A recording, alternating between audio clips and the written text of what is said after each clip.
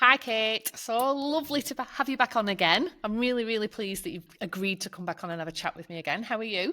I'm really good, thank you. Thank you Good. for inviting me back. It's an absolute pleasure to be back on.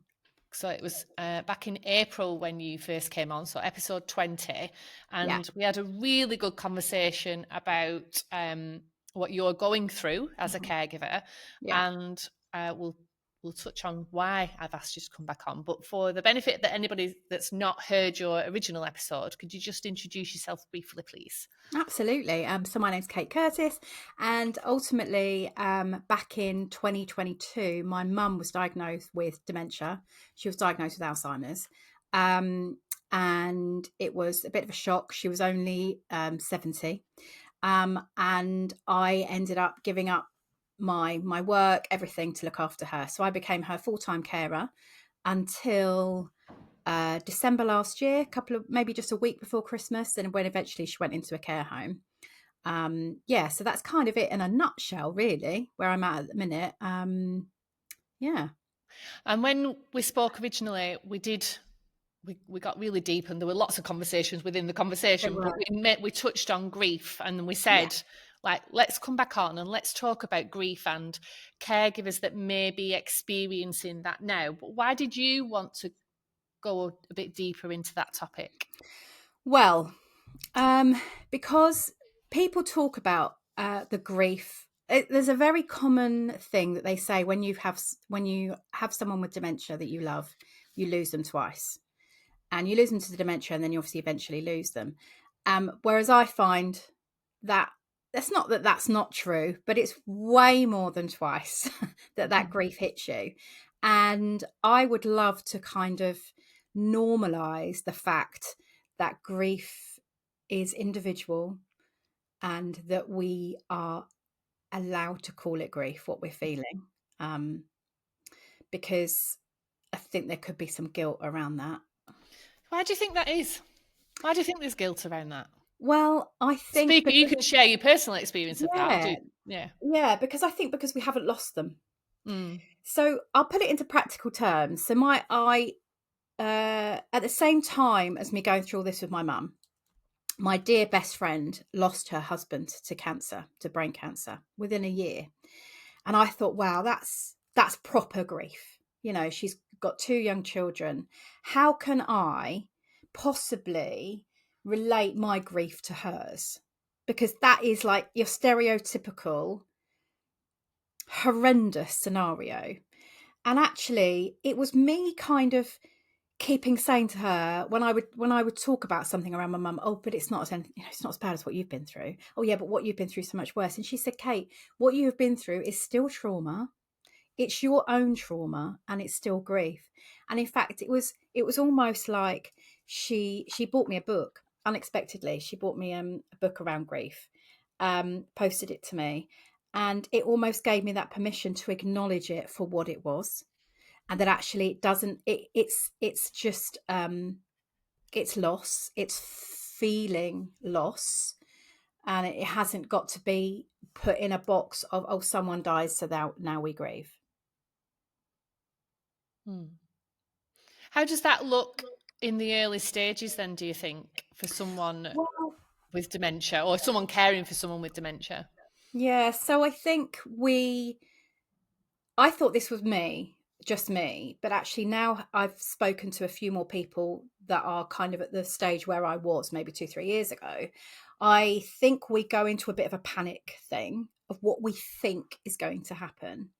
So we anticipate what will happen.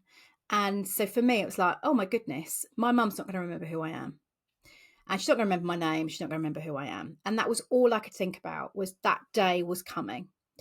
And I remember having a conversation with our local Alzheimer's charity. I can't remember what you would call him, a support worker, I guess, like an Alzheimer's support Yeah.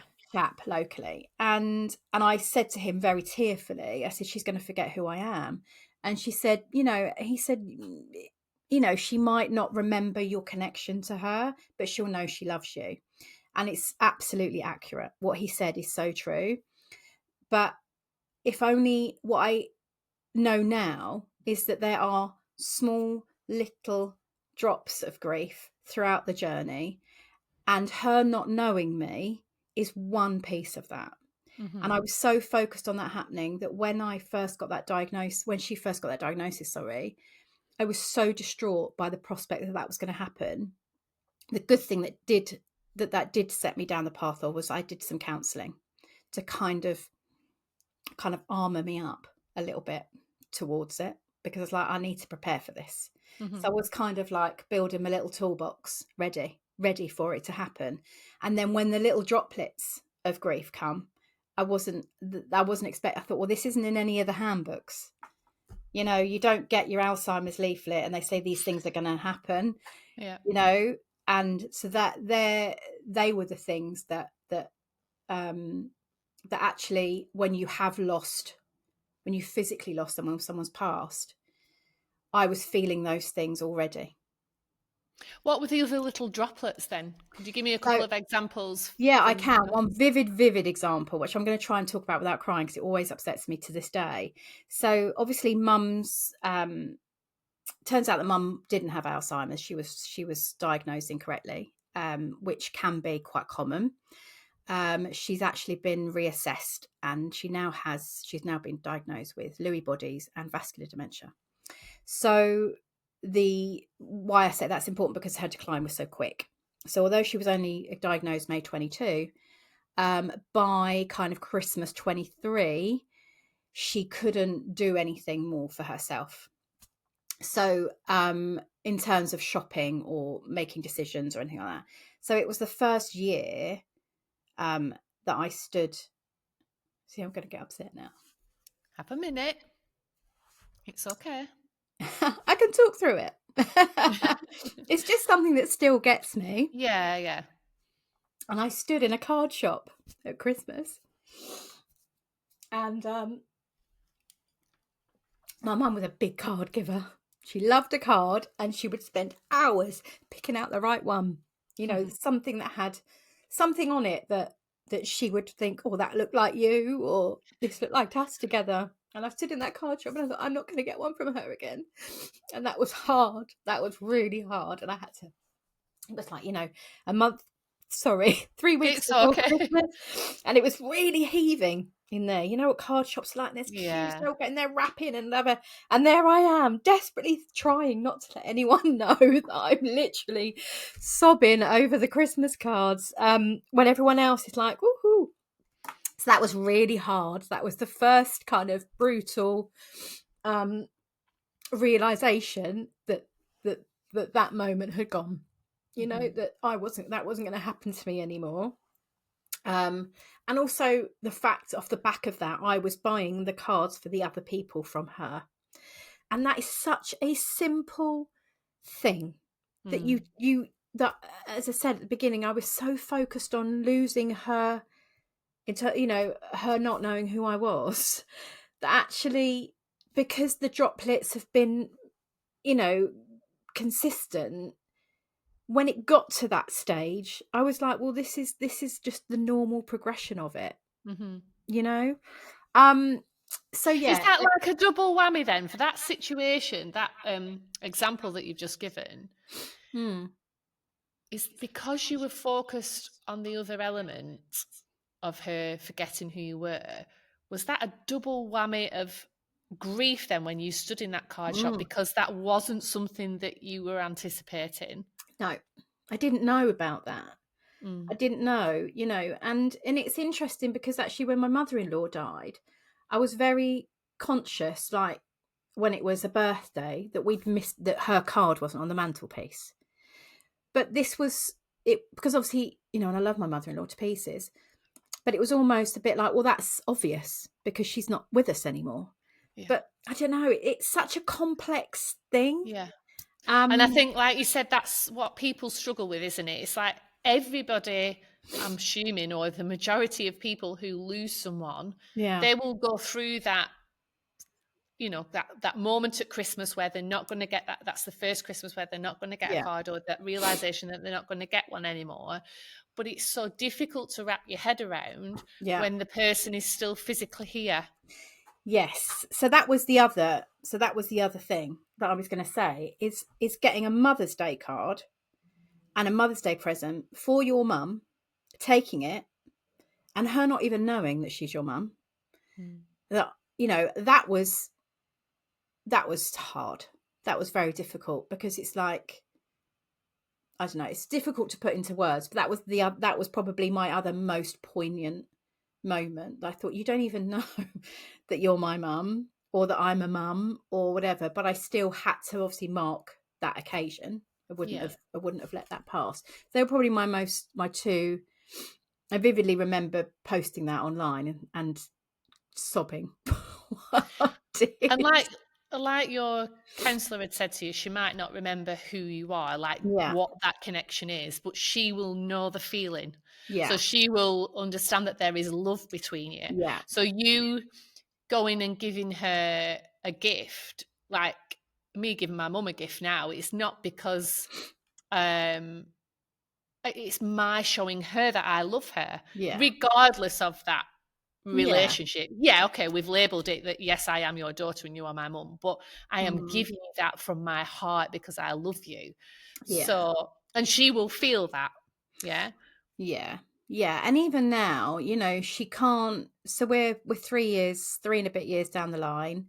And mum can no longer do anything for herself. She can't make any decisions. She can't communicate any need. So, you know, she couldn't tell you if she was hungry or thirsty or anything like that. And but yeah, when I see her, she's so I usually walk in and she might be in the lounge in the, you know, these massive chairs, and she's tiny now, she's teeny tiny, and they put her looking out the window into the gardens, and it's quite I suppose quite a busy road at the end, so there's always something going on. And she sits there because she was always very nosy, always a bit of a curtain twitcher, and I kind of come round and I peer and I go, hi, like this. And she looks at me for a second and then she goes, like this. And her face just beams. So she knows, but she can't say my name. And when I try and say to her, I'm Kate or Katie Lou, and generally she knows she's happy to see me. I went for a week's holiday to Portugal with my dad. And I came back and I sat in front of her and I said, hi. And she went, oh, and then she went, oh, because she can't talk. She kind of does this gabble. This. And the Yeah. carer said to me, oh, she needs to tell you now everything that's happened while she's been away for a week, that she's trying to tell you. So yeah, she does, as I said, there's definitely a connection there. She says the word Carol, which is her sister. And during her decline, there were a lot of comments to me about Carol. So whether she thinks I'm a sister or, you know, another female relation. But yet, you know, it's weird. I was so prepared for this bit to happen that it's awful. Don't get me wrong. But it's almost like the least of it. Mm. It's like, you know, having a massive jigsaw puzzle, and the reverse of it. So mum's the puzzle, and it's literally every day, week, month, a little bit more came away. And every bit of that created a little bit of a ugh for me. Do you still feel guilty about grieving? I think not inwardly now, but outwardly, yes. I don't want people to think I've written my mum off. I don't want her to think that I've dealt with it and I've moved on. But there is an element that you do need to deal with it and move on a little bit, to be honest. For me, you know what I mean? I'm only mid-40s. I've got 2 teenage kids. I've got money to earn. I need to just not sit in it all of the time. Outwardly, I still feel like I have to say that it's not the same as other people's grief. Yeah. So not to my best friend anymore. Another good friend of mine lost her mum a few years ago. And I'll say to her, you know, obviously it's not the same as you losing your mum because her mum passed away. And she's like, Kate, a lot of the things you say are. She said, you know, the card shop incident, She said, I can totally understand that. You know, So so they there get are, it. They get it, don't they? they do get it. They do get it. And is that because what, are you worried about upsetting them, or Yeah, I is it? guess. I'm a bit worried about taking the significance of their grief away from them. And I'm also very aware, you know, that whilst my friend can't, my friend can't go and see her mum, I still can. Mm, You know, although I would argue she's not my mum as I remember her, she's still physically with me. So mhm. I can think I need to go and cuddle her. I can still do that, and I'm not saying for 1 minute that that is worse. Do you know what I mean? Because it's Yeah, not. The fact yeah, that I can go and sit with her and still soak up that energy of her. yeah. Um, you know, I'm very fortunate I can still do that. And I do that, and I sit with her, and I literally do, and I grab her and I just kind of snuggle into her or smell her, although her smell isn't the same, which upsets me. Um, so I do try and soak in every bit that I can. But equally, you can understand that your friends or anybody that has been through a grief where they've lost someone in quite a short space of time Mm, could look at you and actually feel the same as you do, not talking about it because you're going through it daily, yeah, you know. So yeah. you can both be looking at it the same, but from a different angle, if that makes sense. Yeah, and I think, you know, when my mother-in-law died, my husband now says, I'm so pleased that my mum was ill and passed within a year. And he said, Mhm. I'd never have wanted to have to go through what you're going through. You know, it's exhausting. Um, and it's hard to have a break, to have a clean kind of break Yeah, from, yeah, because you never know when it's going to end. yeah. So for anybody, a caregiver that's going through that feeling of guilt, Hmm. would you be able to give them any tips or advice on how to cope with that? Um, What I would you say guess to someone? I guess I would just say to them to give themselves permission to grieve, because ultimately, if you look up grief, it's loss, isn't it? It's the loss of something that you desperately love, someone that you desperately loved. And they say the price of that grieving is obviously because of. I'm trying to put this into some kind of poetic words. I can't remember, but it's something about, isn't it? The grief is the price you pay for love. That's what I'm Mm, trying to say, isn't it? yeah. And if you looked at it in that way, then absolutely we should never feel guilty about it, because, you know, It's like better to have loved and lost than to never have loved at all. yeah, and God, you know, every day it smacks in my face that Mhm. she's not here, just as it would do someone that has had someone pass away, you know. And again, if I'm going to liken it to my friend who lost her husband, I recently went in to see her. I went to stay with her in the summer with her family, and her husband, bits of memories of her husband and parts of him, if you like, are still around that house. It's still Yeah. his home. And she's like, what am I going to do? I can't suddenly move. I can't pack his things away. He's in every space that I go in this house. There is a memory of him in this home, sitting at that table, getting in that shower, crawling into the bed, all of those things. And that's exactly the same for what I feel in my house. I look at my Mhm. sofa and think that's where my mum used to have a doze in the day. That's where we sat and had Christmas dinner. This is where she helped me do my, plants that I've potted, that she's helped me do. And then likewise, when I go and see my dad, the whole house is a memory of her. So absolutely, I think we must give ourselves permission to grieve, and the quicker that we get used to that and allow that to come into us and allow it to sit with us and learn about it and find the methods of coping with it, I think the better, because Mm. otherwise you're left, I imagine, when that person does eventually pass, you're left with that huge hole and how to navigate it, you know. I suppose a lot of what we've touched on already might relate to this, but let's talk about anticipatory grief. Yeah. So it's probably a term that not everybody will know about. How would you describe it? And why do you think it's more relevant, I suppose, to dementia caregivers? So I've always struggled with anticipatory grief, and I think it's because it is that aspect of it's coming, Mm-hmm. and it is that case of waiting for the next thing to happen, the next loss. But I don't necessarily think anticipating it is not necessarily helpful. I'll second that, actually. It's like when I spoke to Scott Mitchell, we talked about there being no point in worrying about things twice. No, exactly. There's no point worrying about it now. And let's use your example of, when your mum got a diagnosis and that first thing of, oh my God, she's going to forget my name and who I am. And you are constantly worrying about that. And yet it could be so far down the line for anybody. Everybody's on a different journey, aren't they? And yet in all that time that you're worrying about it, what are you missing out on? Those other moments. So you're right.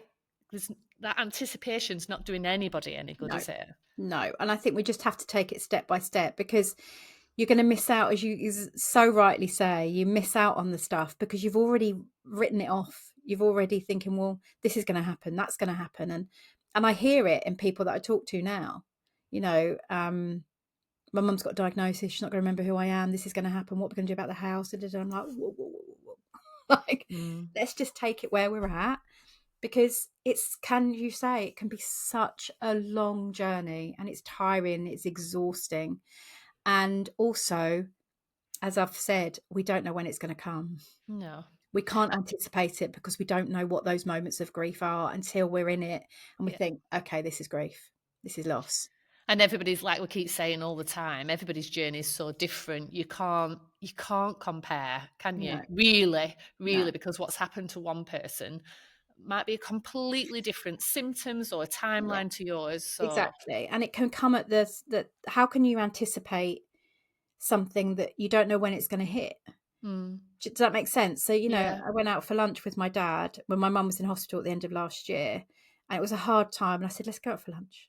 So we went out just to the local pub and had a really nice lunch, and sat literally kind of there was a mum and a daughter of a similar age to me, my mum. And that's all I could focus on all my lunchtime. And you feel like you want to tap them on the shoulder and say, you're so lucky. Enjoy this. Soak it up. And I really had to pull myself together that lunchtime. So I was like, no, this is about me spending time with my dad, not focusing on the loss of my mum. I couldn't have anticipated that day. So I think for me, it's allowing myself to understand that I am going to feel these moments. They're going to come into my life when I don't expect them. And I have to feel comfortable with them, to let them in, make them my friend, deal with it, move on. Do you allow yourself that space to do that? I did used to give myself much more time to do it. And I think maybe I've just got a bit of a professional at it these days. But before, I would physically take myself out of a space. So say, for example, I'd had a tough day with my mum, and maybe something had happened that day that was yet another kind of chip away, at her. And I would have gone into my bedroom, lay on my bed, listen to some music, and just, you know what I mean? Like allow it just to happen. Yeah, because what's the point of fighting it? There are times when I have to push it down, because it's just not the right place or time. Like for now, for example, would it be great for me to let it all out? Sometimes I've been at a networking event and it's suddenly come out, and I'm like, oh, and it seems to happen when it's someone that has been through the same thing, and you suddenly have this air of safety that you're in a space where they get it and they understand, and you're like, oh God, my barrier's going to come down.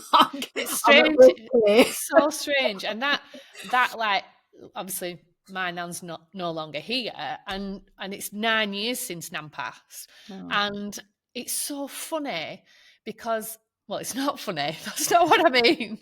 I know what you mean. She'll be laughing at that. Is it funny, really? Is it funny? What I mean is I can talk about her journey. I can talk about, how much I miss her and the loss. Watch me now get upset. I can talk about it till the cows come home. But Yeah. then, like you've just said, just somebody just mentions it or asks you to say why you're doing what you're doing, Yeah. and I You go. can feel it So I coming, can be can't you? fine one Yeah. day, and then the next day, if somebody, if you can just relate to someone or they just get it, Mm. you know that you Mm. can just let it go. And like you said, it's that safe space. And it's absolutely, I did it 2 weeks ago at the summer retreat that I was helping out at. And there was 8 people in that room or 10 people in that room that approached me about dementia. 4 of them, or 5 of them, absolutely fine. The others, they got it full whack, full tears. I'm not bothered. Who you think I am? This is who I am, Mm. But it's just that it just comes in Mm. waves, doesn't It it? does. And Yeah. it's a fine balance, I think. When you said you used to allow yourself that time, and now sometimes you got to push it down. It's that balance, isn't it? Of like you mentioned, acknowledging it, Yeah. knowing that it's there, accepting it for what it is, and a realization. But equally, going back to that anticipation, I suppose, not wallowing in it. Yeah. Like accept it. Yes, Yeah. this is what it is, but sitting in it for too long isn't doing you any good. Because I'm Anything. gonna carry it with me Yeah. all the time. Yeah. And whether my mum, obviously eventually my mum's going to pass, and whether that was due to dementia or some other horrendous illness, disease, I was always going to grieve her. She was always going to leave this void in my life, whenever. So I have got to, just as you say, I've just got to learn to carry it with me, Yeah. really, and not let it derail me. And and it is hard when someone says, you just let it out. And you're like, I can't. There's so much of it. This runs so deep that if I let it out, really, really let it out, then it's going to go on for hours. Could you do that because you mentioned counselling right at the start? Could you do Yeah, that in counselling? Did you let it I out did. Yeah, then? I did. Yeah. I let it out in counselling. I let out a lot of anger in counselling. And I was able to talk about the kind of the reactions of people around me, my family members, Okay. ultimately, Yeah. and what I expected from them, that didn't happen. So there was counselling was the best thing that I did when mum got that diagnosis. And it's probably something that people won't think about as well because their focus will be on Yeah. their loved one, right? Yeah. But probably one of the best suggestions I've heard yet. Yeah. 100%. If anyone comes to me and says, my mum, my dad, whoever's been diagnosed, someone close to them, you have to go and get some counselling, because the journey, you can't prepare for it. And whatever you've read about it on on an NHS page or an Alzheimer's Society page, it will go nowhere near what the actual impact of it is in your life. The ripple effect of that, just seeing my mum's friends around her, it devastates me. Because my mum was the life and soul of the party. She was quite cheeky. She's very loud, laughing and joking. And now she's just nothing like that. There's nothing there. And yet her friends come and visit her, and it breaks my heart. Because they've lost their friend, and they're also grieving. So I think it's quite nice to join in on that collective grief as well, and be able to celebrate that person with the people that are going through it as well. Yeah, I was going to ask That you that. loss. What role do you think then community and connection play in navigating that grief? So we can talk about whether that's family or friends or people who get it. How do they help, or how can they help in navigating that grief? Yeah, I think it's an interesting question. I feel like I've led that a bit. I've kind of led how I want people to be around me. Does that sound really selfish? Absolutely not. And if it does, who cares? If that's what you Yeah, need. because some people can't cope with it. Some people can't cope with what I was going through at the time when I was so in it with mum. and they just left. And they left. They didn't really speak to me. They didn't know what to talk to me about, and it was all a bit awkward and a bit and actually the people that I was able to lean on weren't the people that were my friends. They were Strange that, isn't it? they were like good friends of my mum. Mm. A friend of me and my mum, like a very close family friend. But not my mates particularly. I hope they don't listen to this. They'll know. The ones that did stick with me, they'll know them, because they were always checking in on me, and they still do, and they still ask about my mum. But I think it's just such an interesting question, because I don't think I've ever really thought about it massively. So those friends say, did you openly talk to them about what you were going through, sort of force the issue on them? Did you know that knowing that they then were retracting a bit, and because they didn't know what to say, Yeah. did you sort of try and, because I think I would want to talk about it to my nearest and dearest, my really good friends. Yes, you know who you are, prepare yourselves. Like, because I'd I be know coming who they for are. them. Yeah, I'd be coming from, and I'd be saying, you've got to hear this out, whether you like it or not, whether it's difficult.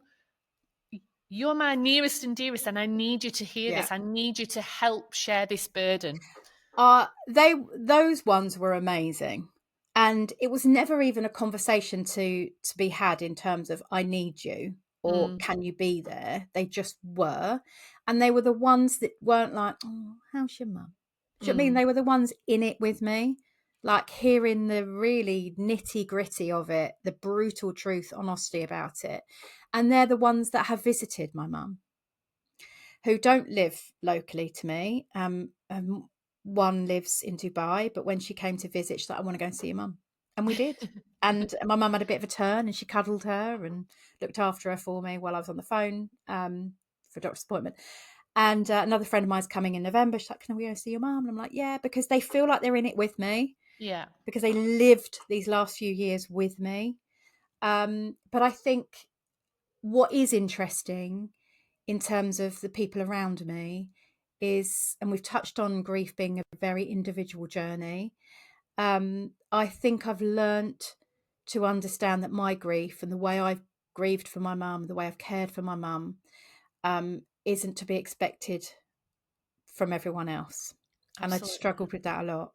I couldn't understand why what I was doing and how I was feeling wasn't how other people were displaying that. And who knows what happens behind closed doors and in quieter times. But I struggled with that a lot, and that was stuff that came up in counselling. And you definitely will not be the only one with that sort of expectation that is how everybody grieves. Yeah. Your way is the way that everybody grieves, and it's not, is it? It's No. personal. It is personal. Yeah. And I've probably said things to a couple of people maybe I shouldn't have said, but then in the heat of the moment, I'm like, well, there's also the time I think, well, I'm losing my mum, so I've allowed myself to kind of perhaps be a little bit more bolshy at times when I wouldn't have been normally. Yeah. But it's understandable, isn't it? And I think that's probably a takeaway point, actually, that please, if you're listening, like, don't expect everybody to grieve the same as you. So don't upset yourself and add to whatever you're carrying by thinking that everybody else should be doing the same as you. Yeah. And I wish I'd known that at the beginning. Yeah. I wish I'd realised that at the beginning, but I think it was such a shock. And I went into this kind of mode of fixing and preparing, and I looked at other people and think, well, why are you not doing what I'm doing? Yeah. Why are you not preparing yourself for this? Like I'm preparing myself for it. And see, people seem so laid back about it and so like, oh, it'll be all right, it'll be fine. I'm like, what? No, this is serious. We need to team up and manage this together, in this collective grief and family grief and whatever. And I'm like, and sometimes I just felt like I was the only one feeling it. But it's just probably because I'm a wear your heart on your sleeve kind of girl. Yeah. And I will tell anyone that comes near me. Be careful. You've been warned. Yeah. Are there any like small or practical things people can do you think, to feel a bit more grounded or supported when it comes to navigating the grief? What do you do? Well, I allow it. So now, ultimately, I give my permission to feel it. I allow it. I reach out to someone if I need to. And I think I alluded to this in my podcast before with you, that I have got my key people, my support network, and they're still the same people. And I would go to them for certain different things. And they're always my go-tos. They're always going to make me feel better. But I think ultimately it just comes down to really simple things of being kind to yourself and working out, being really true with yourself of what you need. And it's not about,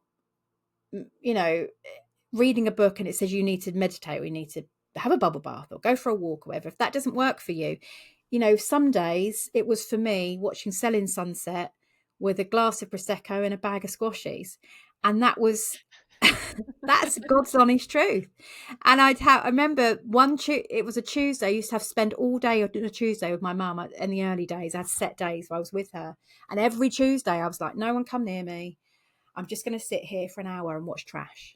And just clear my brain of it. And then, of course, it went, as things got worse, I'd take myself up to my room and maybe have a little cry and let it out for a bit. But I did it in a very controlled way, where I was in control of allowing it to happen, and gave myself permission to do it. Ultimately, I think it's looking inward on you and having that conversation with yourself, really, about what do you need right now.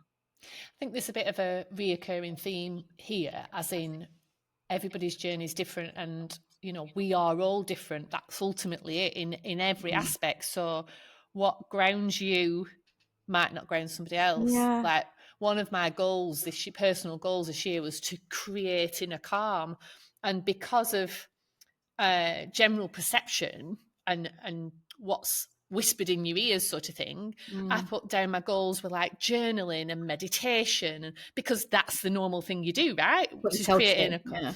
But I got like halfway through the year and thought, hang on a minute, I can't sit still. Like I can't sit still for love nor money.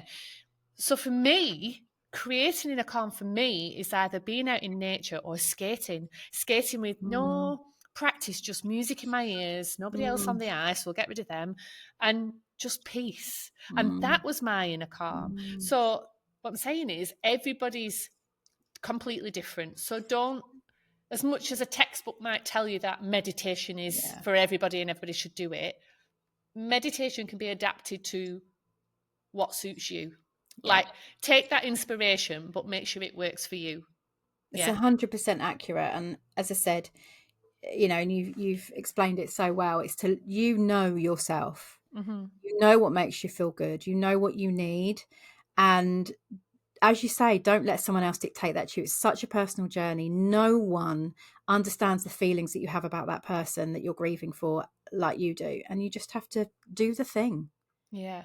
Do what makes you feel better in that moment. Because actually the next day it might be something completely different that you need. Yeah. Next week it might be something completely different that you need. You might need to talk to someone different or go somewhere different. But in that minute, what do I need right now? If it's to have a good cry, have a good cry. If it's to, eat a packet of sweets and watch trash TV, then go for it. That's me every day. Right, let's try and lift it then. Let's try and pull us out of the darkness, I suppose. And sometimes grief can actually deepen that love and those connections, can't it? 100%. Yeah. Do you think that's true for you? Yeah, definitely. I mean, I found strength. I found my relationship with my dad. I've always had a great relationship with my dad, don't get me wrong. Always. We're very close. But now it's like we're one another's support system, completely and utterly bound by our collective grief for this one woman, Have